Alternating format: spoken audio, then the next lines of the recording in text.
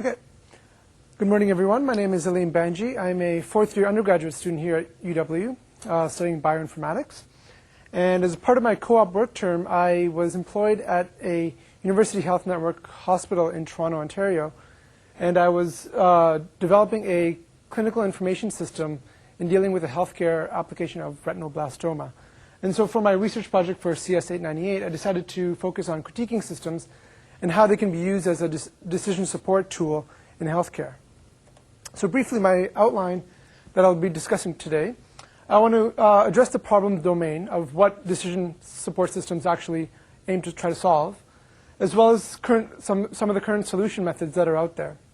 I also want to briefly define what critiquing systems are and compare them to other types of solutions that have been developed, and go into my personal example of the clinical retinoblastoma information system, CRIBIS for short, as well as discuss some of the current issues and future outlooks.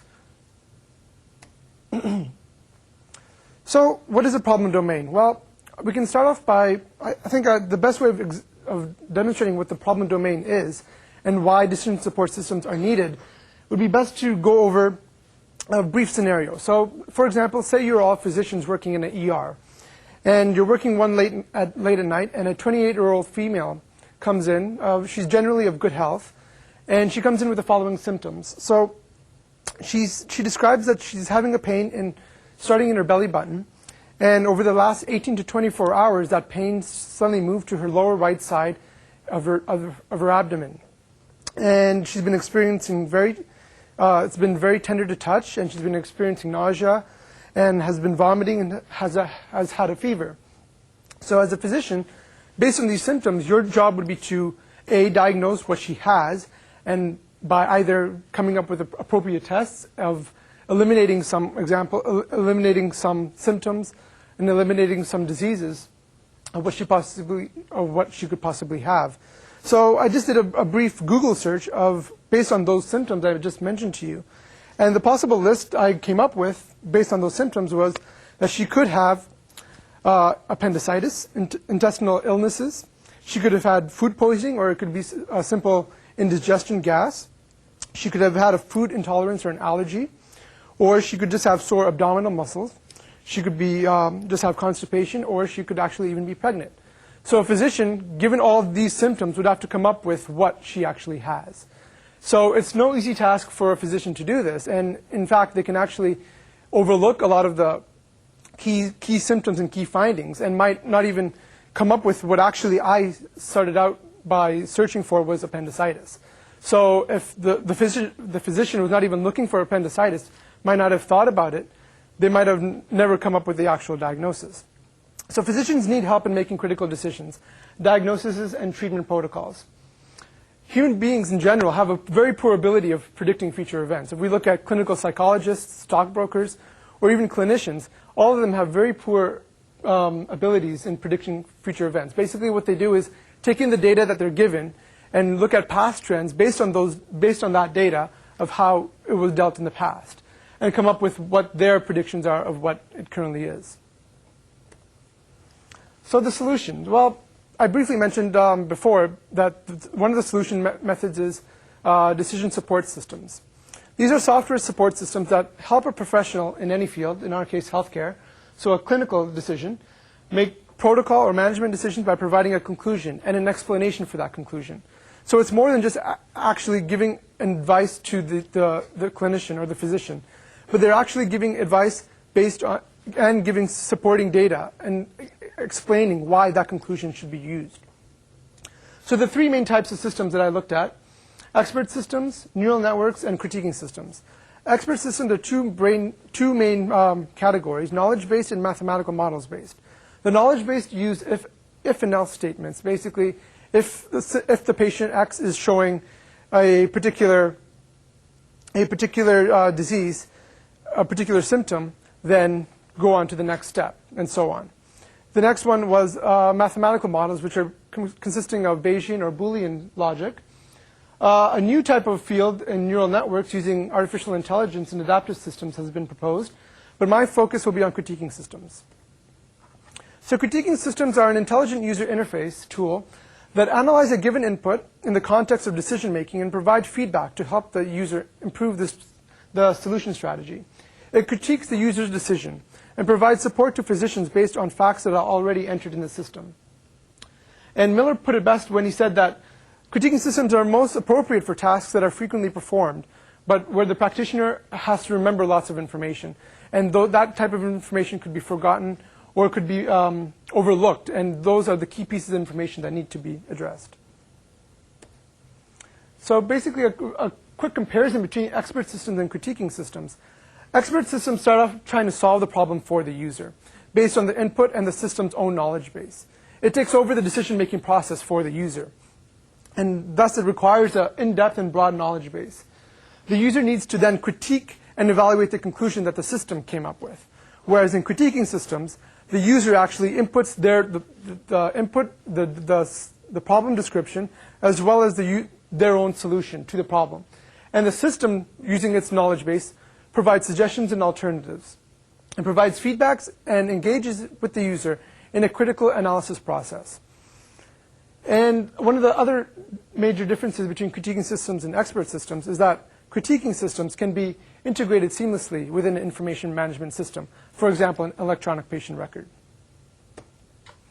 So this is a brief conceptual workflow of how the critiquing system process works. It starts off by a user initiating the task, as I just mentioned, not only describing what the problem is, but also proposing what their solution is. This is then sent into the critiquing module, which is made up of two modules, the expert module and the user model. The expert module is what I mentioned before. It could be comprised of the mathematical models or the if and else statements. And the user model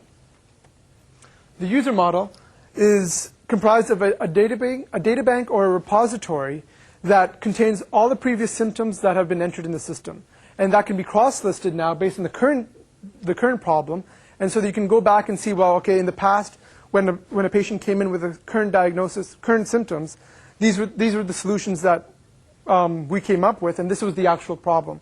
So it actually combines with the expert module and coming up with probabilities of what the patient might have. All of this is then generated back to the user with a feedback and explanation, and it criticizes what the user decided what their problem, what they proposed the solution to be.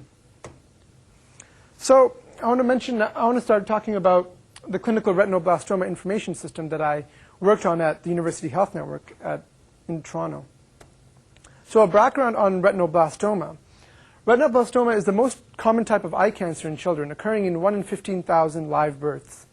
It's caused by recessive mutations in both alleles on chromosome 13. But the good news is that it's a 95% survival rate if treated before the tumor spreads outside the eye. So that's a very positive news. And the treatment varies dramatically from the developing world to the developed. Unfortunately, in the developing world, because treatment strategies are just coming up right now, it's usually a death sentence for the child. Improving therapies has been hampered in the past by lack of data from large cooperative trials. Clinical trials in this type of cancer are far behind other types, simply because similarly staged patients cannot be performed. Similarly staged patient trials cannot be performed as they're too rare, even on one continent. In the last decade, patient care and genetics research teams have cooperated in developing a new classification, primary treatment, as well as protocols, and began to link molecular analysis with the clinical results. So the World Retinoblastoma care providers have agreed to amalgamate the data into one central repository, which is what we started to create, which was the World Retinoblastoma Informatics System, and particularly the clinical retinoblastoma database.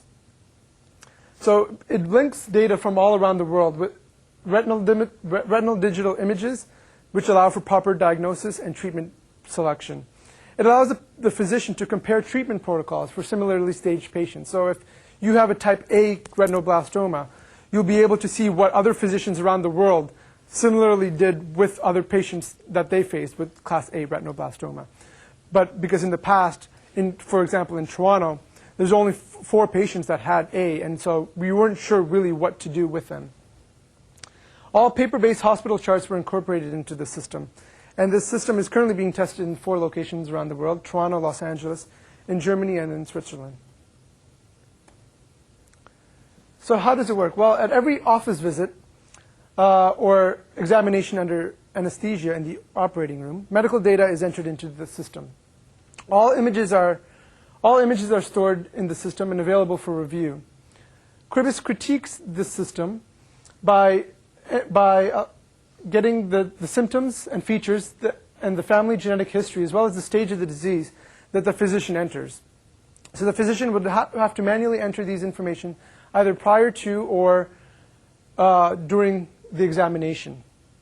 And the subsequent treatment protocol that the physician enters would be critiqued by the system. It basically decides, based on previously entered data, whether the solution that the physician is going to be taking is appropriate.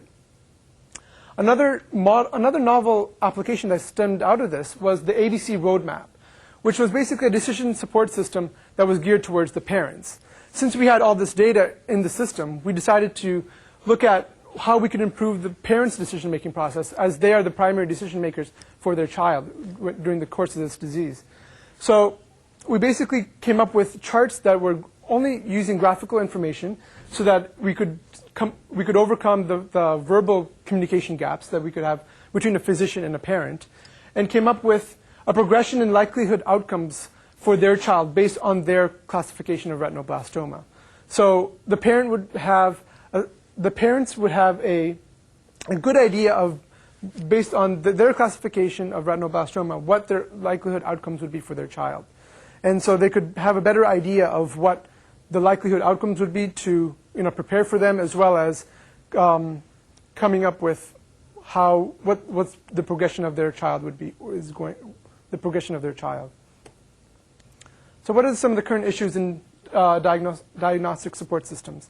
Well, the physicians indicate that the need is there. So why aren't there in widespread use? Well, the initial findings are indicating that physicians using a computer is not the problem, but the actual support system software is. Diagnostic support systems need to be integrated within the workflow, as Bill mentioned, and clinical tasks need to be flexible, robust, and complete. Another problem is that measuring improvement in patient outcomes, as well as the practitioner performance using the software, is not being assessed currently and needs to be assessed. But this is a difficult task. According to Ritterkoff in 1999, the problem exists based on 3 false assumptions. One, that the medical knowledge domain is a well-structured domain of science that can be encoded into a computer program. The second assumption was that physicians are in need of information that a computer system can provide. And the third assumption he came up with was that when physicians become aware of programs where the quality of care will improve in their practice, they will be quick to adopt to these programs as soon as possible. And the reason why these assumptions, in my opinion, are false, Ritterkoff had his own opinions, was that expert systems cannot be developed in general internal medicine. As in my research, what I found was that encoding the knowledge base into a system is very difficult. The entire knowledge base of medicine is so vast and is so ad hoc in the sense that, as Bill mentioned, how physicians do not necessarily follow guidelines and follow protocols A leads to B all the time, because they have their own intuition of what works and what doesn't work. So expert systems will fail in those respects. So they need a decision support system that helps them in a critical analysis of their problem. And as I put it, in an information need concept, where the physician might be overlooking certain information, or might be looking at but might be misdiagnosing certain aspects of, or might be overlooking something. So this is where decision support systems could be used. Critiquing systems, in theory, can incorporate up-to-date medical knowledge, as knowledge bases can be updated as new and updated information in the medical field are discovered. So using Google or using other information systems that are currently, such as Medline, which are coming up with up-to-date publications, can be used, and new knowledge bases can be incorporated. So in conclusion, that there's a lot of room for improvement in future study. So I'll open up to any questions. Thank you for your patience. Yep. Did you find any evidence that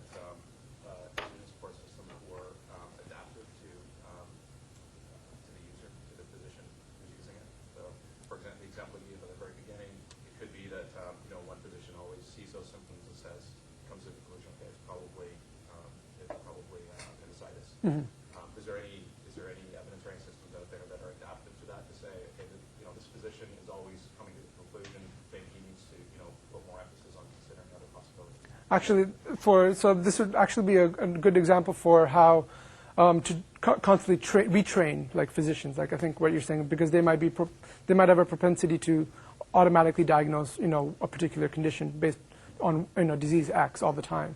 But currently they haven't been looking at like those kind of trends in the field. So because they're so new right now and so like they're not in widespread use actually around, especially for general internal medicine, there are a lot of decision support systems that are being used for specific niches in the medical fields, such as retinoblastoma or other types of diseases. But they're not really in widespread use and current use in the hospitals for general internal medicine. And so there is no real, but there is a potential for a feedback loop that could be initiated from the decision support that could tell the physician, well, in the past 5 cases you've been diagnosing appendicitis and not looking at other symptoms, and even linking towards something with the public health, such as RODS that you mentioned, how there could be an outbreak of a particular disease that the physician is just simply not looking at, but by linking decision support systems between hospitals, you could come up with, well, there is a widespread prevalence of disease X right now, so this could be that because it matches the symptoms. So. What is the reality of such systems that are being utilized? Even from the article that Dr. Covey wrote, he said that a lot of people just get too confused initially from the result. There's too many bases. You're prone to making errors. So are there any maybe sensitivity measures that are done, or like how accurate those suggestions are? Like, was there any evaluations done on the system? Well, there are evaluations like that we read in class, like the paper we read in class that we weren't given in class, but that they evaluated a variety of systems, and the evaluation was pretty poor for most of them in terms of patient outcomes, and there was, I think it was around 50% for actually improving the practitioner's performance. Was there any evidence of how does this system perform? The clinical retinoblastoma? Well, it's currently being tested, and those are the data that we're actually collecting right now. Well, they're collecting right now. I think what the real need for retinoblastoma in particular is that because the disease is so rare, they need data from all around the world amalgamated into one system, simply just to come up with protocols for how to treat the cancer with chemotherapy and radiation treatment. Because currently, right now, there is no best practice of what to do when you have a particular stage or a particular class of retinoblastoma. So the evaluation is being currently done right now for that particular system. But in general, I think the need is clearly there, that physicians have, I think, a 50% chance of getting it right when left on their own without any background knowledge or any system in place. They have a 50% chance of correctly diagnosing the system on the first try, correctly diagnosing the disease in the first try. So clearly the need is there for a support system. Now the tweaking and making it usable and making it flow with their work needs to be improved on our side, on the computer science side. Other questions or comments? Just a couple from me. First of all, there are many kinds of critiquing systems, and a company in the city here has developed one related to critiquing orders in a physician order entry system. And it does use trends, for example, of others and yourself, what you typically do. So there is data on that. Yeah. And the company is called Medicalis, and they do have a product that work has actually been done at Partners in Boston, originally Mass General and others. So that's one point. The other is, you made a comment that really isn't any problem with physician use of systems, it's the quality of systems. What's your evidence for that? Well, simply the research that I found was that physicians are willing to give it a try, are willing to dialogue with a system that will provide information, that will provide accurate information and will back up their response, like the system's response. They're willing to give it a try, but they're not. But whereas knowledge-based systems simply give the answer out without coming up with with any interaction, with just doing the work for the physician, it's sort of poor in that sense, because I think the physician needs from my research, I found that the physician would like to dialogue with the system and would like to would be open to other opinions, just like how they're open with other physicians and how they would ask for second opinions amongst themselves. So a system that could do that on their own time would benefit them in that sense, I think. That's something you might look into just a little bit more deeply. I expect that that's more true of critiquing systems than expert systems.